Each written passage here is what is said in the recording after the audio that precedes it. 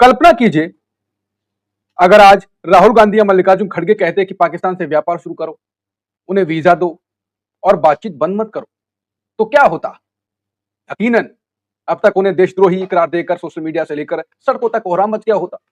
TV चैनलों पर पाकिस्तान परस्ती के ठप्पे लग रहे होते। लेकिन चौंकाने वाली बात यह है, यही बात आज खुद आरएसएस कह रहा है। संघ के सरकार्यवाह दत्तात्रेय होसबले का कहना है कि पाकिस्तान को जवाब भी दो, लेकिन बातचीत का दरवाजा कभी बंद मत करो। होसबले ने कहा, व्यापार और वाणिज्य वीजा जारी करना बंद नहीं होना चाहिए, क्योंकि संवाद के लिए हमेशा एक खिड़की खुली रहनी चाहिए। इसी वजह से कूटनीतिक संबंधों को बनाए रखा गया है। उन्होंने कहा कि वहां के शिक्षाविदों, खिलाड़ियों, वैज्ञानिकों और सामुदायिक नेताओं को आगे आना चाहिए, क्योंकि उनके राजनीतिक और सैन्य नेतृत्व में भारत के प्रति कुछ दूरी और नकारात्मकता विकसित हो गई है, बन गई है। उन्होंने कहा कि मुझे लगता है कि नागरिक समाज के रिश्ते ही काम आएंगे, क्योंकि हमारे बीच सांस्कृतिक संबंध है और हम कभी एक राष्ट्र ही रहे हैं। तो अब सवाल यही है, आखिर अचानक संघ के सुर क्यों बदल गए? क्या ऑपरेशन सिंदूर के बाद पर्दे के पीछे कोई बहुत बड़ी खिचड़ी पक रही है? क्या कतर में हुई बैक चैनल बैठकों की स्क्रिप्ट अब सार्वजनिक होने वाली है? जो संघ हमेशा पाकिस्तान को आतंक का अड्डा बताता रहा है, खासकर भारत की राजनीति में, आज वो व्यापार और वीजा की वकालत क्यों कर रहा है? ऐसी क्या मजबूरी है? और सबसे बड़ा सवाल, क्या आतंकवाद और बातचीत साथ चल सकते हैं? क्योंकि मोदी सरकार तो यही कहती है, टेररिज्म और टॉक एक साथ नहीं हो सकते हैं। तो क्यों आरएसएस मोदी सरकार के उलट बयान दे रहा है? आखिर पक क्या रहा है? आज आशुतोष जी से इसी खबर की खबर लेंगे और बताएंगे, क्या वाकई आरएसएस अब शांतिदूत बन गया है या इसके पीछे कोई गहरी कूटनीति है? आखिर क्या है इस यूटर्न की असली वजह? नमस्कार, मैं हूं अंकुर, आप देख रहे हैं सत्य हिंदी का खास शो आशुतोष की पैनी नजर, जहां आशुतोष जी खबर की खबर लेकर असली खबर बताते हैं, और इस खबर की खबर लेने की जरूरत भी कुछ ज्यादा ही है।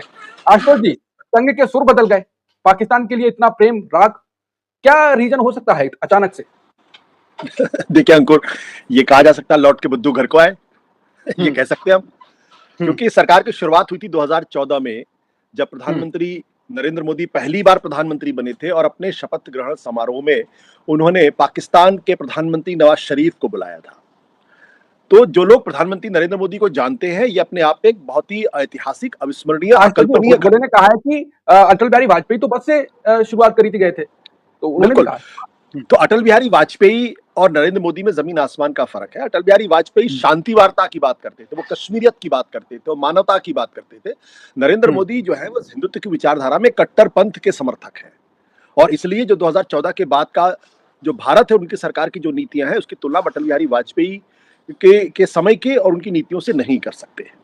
तो पहला प्रश्न तो इसी बात को लेकर यह है कि ये संघ परिवार का अपना विचार है, या दरअसल आने वाले समय में नरेंद्र मोदी की सरकार का भी यही विचार है? क्या उनके मन में किसी तरीके का कोई बदलाव आ रहा है? क्या उनकी नीतियों में कहीं किसी तरीके का कोई बदलाव आ रहा है? ये दोनों चीजें एक साथ मुझे होती हुई दिखाई पड़ रही। यानी जो संघ परिवार कह रहा है, कमोवेश उसी तरीके के बदलाव मुझे प्रधानमंत्री नरेंद्र मोदी की सरकार की नीतियों में होते हुए दिखाई पड़ रहे हैं। और जो टेरर और टॉक, यानी बातचीत और आतंकवाद, दोनों साथ साथ नहीं चल सकते, जो इस नीति पर चल रहे थे, अब उसमें मुझे संशोधन दिखाई पड़ रहा है, उसमें बदलाव दिखाई पड़ रहा है। देखिए, जो बात होसबले ने कही है वो बहुत महत्वपूर्ण इसलिए है क्योंकि होसबले संघ परिवार के नंबर 2 लीडर है। नंबर 2 हकीकत में अगर आप देखेंगे तो दरअसल उनका जो दर्जा है, वो सरकार्यवाह का जो दर्जा संघ परिवार में होता है, वो सिर्फ नंबर 2 का नहीं बल्कि सीईओ का होता है, यानी चीफ काम करने वाले ज्यादातर वही काम, हाँ, ऑफिसर के तौर पे। जो संघ चालक होते हैं वो चेयरमैन होते हैं, वो पॉलिसी मैटर्स के ऊपर डिफाइन करते हैं, लेकिन उसको एग्जीक्यूट करने का काम, डे टू डे बेसिस पे संघ परिवार को चलाने का काम, भारतीय जनता पार्टी से कोऑर्डिनेशन का काम, सरकार से कोऑर्डिनेशन का काम, ये सारे काम को सरकारवाह ही देखते हैं। तो जब वो इस तरीके की बातें कहते हैं, इसका मतलब ये है कि कहीं ना कहीं संघ परिवार की अपनी विचारधारा में कोई परिष्कार हुआ है, कोई बदलाव दिखाई पड़ रहा है, और कहीं ना कहीं उसका असर केंद्र सरकार की नीतियों में भी दिखाई पड़ रहा है। मैं एक बात बड़ी जिम्मेदारी से अंकुर बताना चाहता हूं कि 2014 के बाद से, खासतौर पर 2018 के बाद से, जब मैंने आम आदमी पार्टी छोड़ी और उसके बाद में टीवी चैनल्स पर एक राजनीतिक विश्लेषक के तौर पर और पूर्व पत्रकार के तौर पर, फिर पत्रकार के तौर पर जब मैं जाने लगा, जब उनकी डिबेट्स में हिस्सा लेने लगा, तो हर बार यह सवाल पूछा जाता था, क्या पाकिस्तान से बातचीत के पक्ष में है? और मैं हर बार ये कहता था कि पाकिस्तान से बातचीत के पक्ष में मैं हूं। और जब मैं ये कहता था तो मेरे ऊपर तंज कसे जाते थे, मेरे ऊपर भद्दी टिप्पणियां की जाती थी, और एक तरीके से कभी कभी अपमानित करने का प्रयास भी होता था, और ये मजबूती के साथ कहा जाता था कि ये नया भारत है और नया भारत पाकिस्तान से किसी तरीके की कोई बातचीत नहीं करेगा, क्योंकि घर में घुस के पाकिस्तान को अब सब जाने का अधिकार है। और चूंकि पुरानी सरकारों ने, खासतौर पर मनमोहन सिंह की सरकार और पहले की सरकारों ने पाकिस्तान के साथ सॉफ्ट अप्रोच रखा था, इसलिए वो पाकिस्तान को अभी तक जो है समझा नहीं पाए, और पाकिस्तान लगातार भारत के ऊपर एक कुदृष्टि बनाए रखा। ये उन लोगों का कहना था। ये लोग वो थे जो दरअसल पाकिस्तान से किसी भी तरीके की बातचीत के खिलाफ थे, और वो अटल बिहारी वाजपेयी, लाल कृष्ण आडवाणी, इन सबका भी को भी बहुत अपमानित करने वाले शब्दों में संबोधित करते थे। अब जो प्रश्न ये है कि जब ऑपरेशन सिंदूर के बाद, अगर आप ध्यान से देखें तो सरकार की औपचारिक लाइन तो यही है कि अभी ऑपरेशन सिंदूर जारी है। अब जब ऑपरेशन सिंदूर जारी है तो अंकुर, हमने पिछले हफ्ते वो खबर की थी जिस पर हमने चर्चा की थी कि किस तरीके से भारत और पाकिस्तान के बीच में एक ट्रैक 2 या ट्रैक 3 या ट्रैक 4 डिप्लोमेसी चल रही है, जहां भारत और पाकिस्तान के डिप्लोमेट्स, भारत और पाकिस्तान के पूर्व जनरल्स यानी सैन्य अधिकारी, वो कतर और दो एक दूसरी जगहों पर भी आपस में बातचीत कर रहे थे, और ये सारी बातचीत national security adviser Ajit Doval की जानकारी में थी। इसको औपचारिक तौर पर आधिकारिक बातचीत का दर्जा नहीं दिया गया, न ही इसको औपचारिक तौर पर ट्रैक 2 डिप्लोमेसी का नाम दिया गया, लेकिन वो बातचीत शुरू हो रही थी, जब बातचीत हुई तो सवाल ये उठता है कि जब ऑपरेशन सिंदूर जारी है, जब पहलगाम के घाव अभी तक जो है वो भरे नहीं है, उसके बाद लाल किले के ऊपर एक आतंकवादी हमला हो चुका है, लेकिन वहीं से बदलाव दिखाई पड़ता। लाल किले पर जब हमला हुआ उसके बाद से आज तक भारत सरकार ने, नरेंद्र मोदी की सरकार ने उसको आतंकवादी हमला तो कहा, लेकिन उसमें पाकिस्तान का इन्वॉल्वमेंट कहने से बचते रहे। तो जो मोदी सरकार, जो आरएसएस और उसके तमाम संगठन, भारतीय जनता पार्टी हर किसी विस्फोट के पीछे पाकिस्तान की लानत मलानत करते थे, वो दरअसल लाल किले पर हमले पर चुप क्यों थे, पाकिस्तान का नाम क्यों नहीं ले रहे थे? यहां से वो टर्निंग पॉइंट है जो जिससे हमको साफ दिखाई पड़ता है कि कहीं ना कहीं अब बीजेपी की सरकारों में और जो नरेंद्र मोदी की सरकार है, आरएसएस की सोच में और हिंदुत्व की सोच में थोड़ा सा बदलाव मुझे दिखाई पड़ रहा है। आशुतोष जी, लेकिन क्यों, क्या कारण हो सकता है? मजबूरी या कूटनीति? देखिए, दो तीन चीजें हैं। पहली बात तो यह है कि जिस ऑपरेशन सिंदूर का जो सबसे बड़ा सबक था वो ये था कि आप पाकिस्तान को सिर्फ पाकिस्तान समझने की गलती मत करिए। पाकिस्तान के पीछे चीन मजबूती के साथ खड़ा हुआ है, और आपने देखा होगा कि आज के अखबारों में खबर छपी जिसमें भारत के विदेश मंत्रालय ने चीन को एक तरीके से नसीहत देने की कोशिश की कि आप पाकिस्तान के साथ ज्यादा, जो अमेरिका में खबर छपी है कि दरअसल ऑपरेशन सिंदूर के दौरान पाकिस्तान के साथ चीन खड़ा हुआ था, जिसका खुलासा हुआ है। तो ये जो खबर छपी है, इस खबर के बाद से और ऑपरेशन सिंदूर के दौरान तो बिल्कुल स्पष्ट हो गया था कि चीन पाकिस्तान के साथ मजबूती के साथ खड़ा हुआ है। तो ये एक बहुत बड़ा फर्क आ गया है। यानी अब आप पाकिस्तान पर ऑपरेशन सिंदूर करने की गलती मत करिएगा, क्योंकि अगर करेंगे तो चीन उसके साथ खड़ा हुआ है और उसमें आपको नुकसान हो सकता है। जो दूसरी बात यह है कि उसके बाद पाकिस्तान ने सऊदी अरेबिया और टर्की के साथ एक मुस्लिम नाटो या इस्लामिक नाटो बनाने की कोशिश की है, जिसका सीधा सा अर्थ है कि पाकिस्तान, सऊदी अरेबिया और टर्की पर अगर किसी तरीके का कोई हमला होता है तो ये तीनों देश एक दूसरे की मदद करेंगे। अब तीसरी जो बड़ी बात यह है कि ईरान युद्ध के बाद से पाकिस्तान का जो ग्लोबल स्टेचर है वो बढ़ा है। जियो पॉलिटिक्स में उसकी जरूरत को ईरान ने भी समझा है, रूस ने भी समझा है, चीन ने भी समझा है और अमेरिका ने भी समझा है। और वो भारत के लिए एक दुर्भाग्यपूर्ण स्थिति है, क्योंकि जिस किरदार को भारत को अदा करना था, दरअसल भारत वो किरदार नहीं अदा कर रहा, पाकिस्तान वो किरदार अदा कर रहा। पाकिस्तान एक साथ अमेरिका और ईरान को एक प्लेटफॉर्म पे लाके उनके बीच में शांति कराने की बात कर रहा है। आज की तारीख में अमेरिका पाकिस्तान पे ज्यादा भरोसा कर रहा है, और साथ ही साथ अजीबोगरीब स्थिति यह है कि वो चीन भी उसके ऊपर ज्यादा भरोसा कर रहा है। और तो और ईरान ने युद्ध के दौरान अपने जो हवाई जहाज थे, जो फाइटर प्लेन्स थे, उसको पाकिस्तान में पार्क कर रखा था ताकि वो नुकसान ना हो सके। तो ये जो स्थिति, मतलब ये जो स्थिति पैदा होती जियो पॉलिटिक्स में कि ईरान भी उसका दोस्त है, अमेरिका भी उसका दोस्त है, चीन भी उसका दोस्त है, रूस भी उसका दोस्त है, और वो एक ऐसा किरदार अदा कर रहा है जो भारत को बिल्कुल पसंद नहीं है। तो वैसे में ये जो बदली हुई परिस्थितियां हैं, इनमें भारत के पास या मोदी सरकार के पास विकल्प क्या है? तो मुझे लगता है कि अब उस विकल्प पे कहीं ना कहीं बातचीत की जा रही है। और चौथी जो इंपॉर्टेंट बात है, मुझे लगता है वो ये भी है कि शायद सरकार को ये बात समझ में आ गई हो, या आरएसएस को ये बात समझ में आ गई हो कि अगर भारत लंबे समय तक या दक्षिण एशिया का लंबे समय तक अगर अस्थिर रहेगा, पाकिस्तान से अगर हमारे रिश्ते नहीं सुधरेंगे, तो फिर भारत की जो जियोपॉलिटिकल सिचुएशन है, भारत की जो आर्थिक स्थिति है, भारत की जो सामाजिक स्थिति है, फिर वो लंबे समय तक अस्थिर बनी रहेगी। और अस्थिरता अगर बनी रहेगी तो भारत कभी भी जो एक रीजनल पावर तो छोड़ दीजिए, वो एक छोटा मोटा पावर भी नहीं बन पाएगा, क्योंकि आप अपने ही अंदरूनी मामले में लगातार तो हो सकता है ये 4 बड़े बड़े कारण हो जिसकी वजह से उनके बदलाव है। लेकिन ये बात सच है कि हौसबले का ये कहना अपने आप में बहुत इंपॉर्टेंट है कि आप जो नागरिकों के बीच में जो संपर्क है दोनों देशों के बीच में, वो एक दूसरे से बातचीत करें, उनके बीच में किसी तरीके की दूरी ना हो। और हम तो एक ही राष्ट्र थे। ये जो टिप्पणी है ये अपने आप में बड़ी टिप्पणी, हम तो एक ही राष्ट्र थे, यानी मान के चल रहे हैं कि हम तो भाई भाई हैं एक तरीके से, जो बात वो भाई नहीं भाई कह रहे, भाई भाई भाई हैं। तो भाई भाई में झगड़े होते रहते हैं। चलो अब फिर से थोड़ा सफाई की बात करते हैं।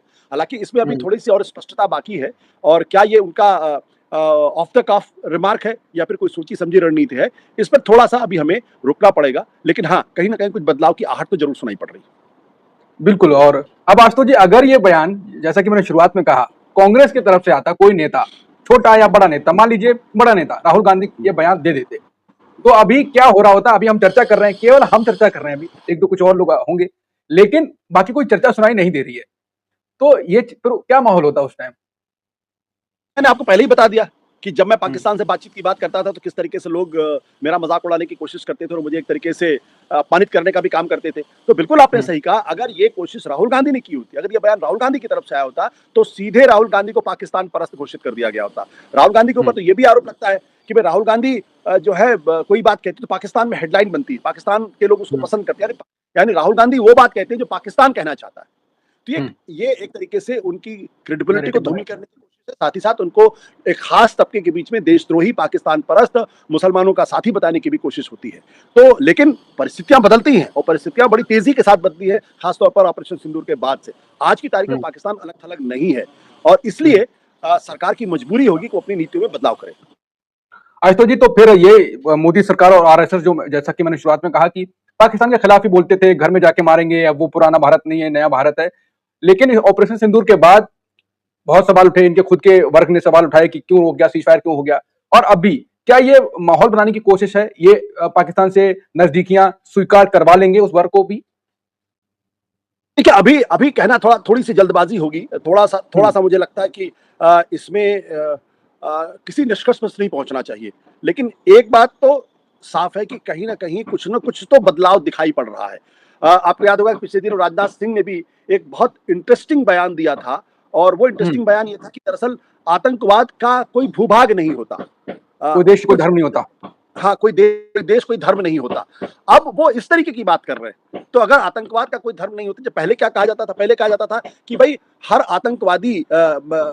आतंकवादी मुसलमान क्यों होता है, ये कहा जाता था। मतलब आतंकवाद का कोई धर्म नहीं होता, लेकिन हर आतंकवादी मुसलमान क्यों होता है, ये बात बार बार कही जाती है। मतलब एक धर्म आतंकवादी नहीं, लेकिन ये कह के उल्टे तरीके से कान पकड़ने की कोशिश की जाती थी कि देखिए जितने भी आतंकवादी निकलते हैं वो इस्लाम के मानने वाले होते हैं, वो जिहादी होते हैं, वो दरअसल मुसलमान होते हैं, ये कहने की कोशिश की जा रही थी। अब तो ये उल्टे तरीके से कान पकड़ने की कोशिश है। तो एक साथ अगर आप देखें कि राजनाथ सिंह का जो बयान है, ट्रैक टू डिप्लोमेसी की जो कोशिश है, और अब हौसबले का जो जो बयान आया हुआ है, ये सारी चीजें जो हैं वो इस ओर इशारा कर रही है कि कुछ ना कुछ तो बदलाव है। और जो सरकार 2025 में जब ऑपरेशन सिंदूर हुआ था, और उसके बाद पूरे चुनाव में उसने क्या, हमने तो पाकिस्तान को घुस के मारा, हमने तो पाकिस्तान को घुस के मारा, ये नारा देते थे। अब वो नारा धीरे धीरे धीरे धीरे धीरे धीरे थोड़ा कम होता सा दिखाई पड़ रहा है। तो इसका मतलब ये कि बदलाव तो हो रहा है। आशुतोष जी, आपने ये पिछली एक चर्चा में, मुझे याद है, इसी विषय पे, इसी प्रकार के विषय पे, भारत और पाकिस्तान पे चर्चा हो रही थी, शायद आपने ही कहा था कि मोदी जी वहां पर गए, बिरयानी खाई, क्योंकि उन्हें, और यहाँ पर मोदी जी जाएंगे, दक्षिण पंथ वहां पर जाएगा, तो यहाँ पर लगभग शांति रहेगी, कोई इतना हो हल्ला नहीं होगा, उन्हें पता है कि हाँ, ये बात बनाने ही गए होंगे, कुछ हमारा ही फायदा होगा। आपको उम्मीद है इस बार भी ऐसा माहौल बन जाएगा और पाकिस्तान से कुछ सलाह मशवरा हो पाएगी, माहौल बनेगा कुछ ऐसा? कि अगर ऐसा होता तो वो भी अपने आप में प्रधानमंत्री जी का मास्टर स्ट्रोक कहलाएगा। लोग कहेंगे देखिए मास्टर हाँ। स्ट्रोक है। आपको अच्छी तरीके से याद होगा कि एक बार वो अफगानिस्तान से वापस लौटे तो अचानक वो लाहौर में उतर गए, फिर नवाज शरीफ की मां को उन्होंने साड़ी भेंट की थी। हाँ। याद है ना आपको? हाँ, अब हाँ, बिल्कुल। ये सारी ऐसी घटनाएं थी जिसके बारे में देखिए प्रधानमंत्री जी का दिल कितना बड़ा है, पाकिस्तान से दोस्ती की लगातार कोशिश कर रहे हैं, और ये सिर्फ प्रधानमंत्री नरेंद्र मोदी ये काम कर सकते हैं, भारत के और कोई प्रधानमंत्री इस तरीके का काम नहीं कर सकते। लेकिन उसके बाद फिर सर्जिकल स्ट्राइक वाली लाइन चली आई, और सर्जिकल स्ट्राइक से उनको लगा इससे उनको फायदा हो रहा है। 2019 के चुनाव में उनको फायदा भी होता हुआ दिखाई पड़ा जब बालाकोट उन्होंने एक्सरसाइज की। तो अब अगर उनको लेकिन जो स्थितियां अंतर्राष्ट्रीय राजनीति में, स्थितियां हमेशा एक जैसी नहीं रहती, वो बदलती रहती है। तो जो मैंने आपको बताया कि स्थितियां, अंतर्राष्ट्रीय स्थितियां इस वक्त काफी बदली हुई है, और ये बात एक कटु सत्य की तरीके से है कि अब दुनिया पाकिस्तान को भारत के मुताबिक आतंकवादी देश नहीं मानता, और भारत ये बात अंतर्राष्ट्रीय मंचों पर और अंतर्राष्ट्रीय जो तमाम दूसरे प्लेटफॉर्म से संगठन है उनको ये समझाने में नाकाम रहा है। ये मोदी सरकार की सबसे बड़ी असफलता है। नाकाम रहा कि पाकिस्तान एक आतंकवादी मुल्क है और आतंकवाद उसकी विदेश नीति का एक इंटीग्रल अभिन्न हिस्सा है। यही वजह है कि आज पाकिस्तान का किरदार कुछ अलग दिखाई पड़ रहा है और हम अलग थलग पड़े हुए दिखाई पड़ रहे हैं। बिल्कुल, तो अब देखते हैं कि ये बात आगे पाकिस्तान से कहां तक पहुंचती है, कितना सकारात्मक बातचीत रहती है। बैक चैनल तो बात हो रही है, पिछला शो भी हमने किया था आशुतोष जी के साथ कि कैसे कतर में और किसी पश्चिमी एशियाई देश में, किसी की राजधानी में, किसी देश की, वहां बातचीत हो रही है और डोभाल की कार्यालय को यह बात मालूम है। उसके बाद सरकार वहां दत्तात्रेय होसबले का बयान आया। साफ साफ है कि उस बात को और आगे बढ़ाया जा रहा है। जब बात आगे बढ़ेगी, सार्वजनिक तौर पर खोली जाएगी बात, जो बात कतर में बाकी जगह हो रही है वो भी जब सार्वजनिक तौर पर आएगी, तब देखते हैं कि रुख क्या होता है जनता का, टीवी चैनल्स का, मीडिया का, क्योंकि ये बात तो साफ है, राजनीति में, सियासत में कोई स्थायी दुश्मनी और स्थायी रुख नहीं होता। नमस्कार।